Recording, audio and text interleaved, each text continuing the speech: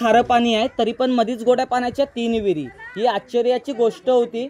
या विहिरींना पंचामृतातली नावं दिली आहेत। ती विहीर आहे ती साखर बाव, ही दूध बाव, पुढे जाताना भेटणार ती दही बाव। बाव म्हणजे मालवणी भाषेमध्ये विहिरीला बावडी म्हणतात। विहिरीचा जर आकार पाहिला तर शंकराच्या पिंडीसारखा। याचं एक रिझन आहे, सूर्याची किरण पाण्यात पडू नये। सूर्याची किरण पाण्यात पडली तर पाण्याचं बाष्पीभवन होतं आणि पाणी कमी होतं, म्हणून विहिरीचा आकार शंकराच्या पिंडीसारखा आहे। किती पण वाजले तरी पण सूर्याची किरण पाण्यात पडत नाही। विहिरीच्या वरती मोठी कडा बांधली आहे, पावसामध्ये एक्स्ट्रा पाण्याचा साठा भेटावा आपल्याला। पावसामध्ये पूर्ण विहीर भरून जाते। विहिरीला दगड वापरलाय तो जांबा दगड आहे, मालवणी भाषेत चिरा म्हणतात। जेवढा पावसाच्या पाण्यामध्ये भिजतो तेवढा दगड मजबूत होतो।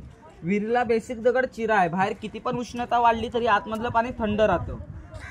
विहिरीला 4 महिने पूर्ण 12 महिने गोडं पाणी असतं किल्ल्याला, विहिरींना।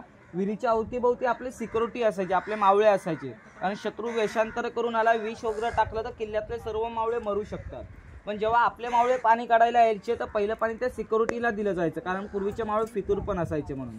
किनवल्या विहिरींना 12 महिने गोडं पाणी असतं। किल्ल्यात लोक राहतात हे 350 वर्षापासून ह्याच विहिरींचा वापर करतात। ती विहीर आहे ती साखर बाव, ही दूध बाव, पुढे दही बाव आहे।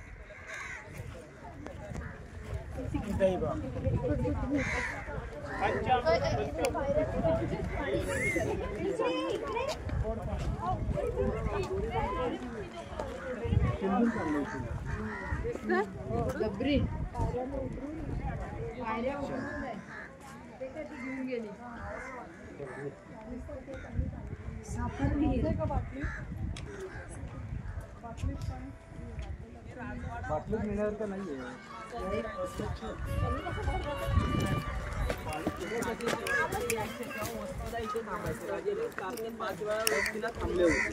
पण शिवाजी महाराज वारल्यानंतर त्यांचे पुत्र राजाराम महाराज आणि त्यांची पत्नी तारा राणी 1705 मध्ये 4 महिने वस्तीला होती।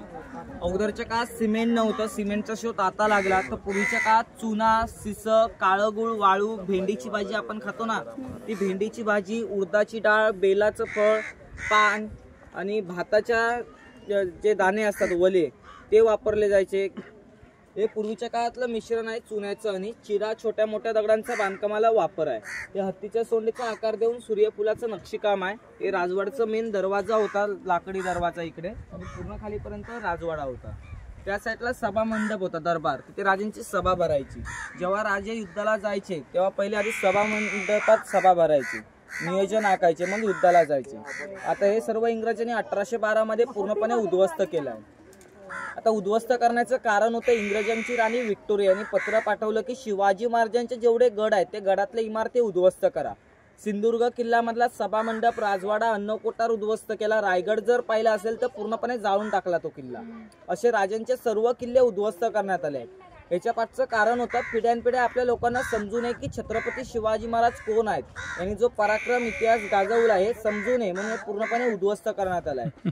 जर पिढ्यानपिढ्या राजांच्या पराक्रमाबद्दल, इतिहासाबद्दल कळलं असतं तर प्रत्येक माणसाच्या अंगामध्ये शक्ती आणि स्फूर्ती निर्माण झाली असते आणि प्रत्येक व्यक्ती राजांसारखा बनला असता युद्धामध्ये।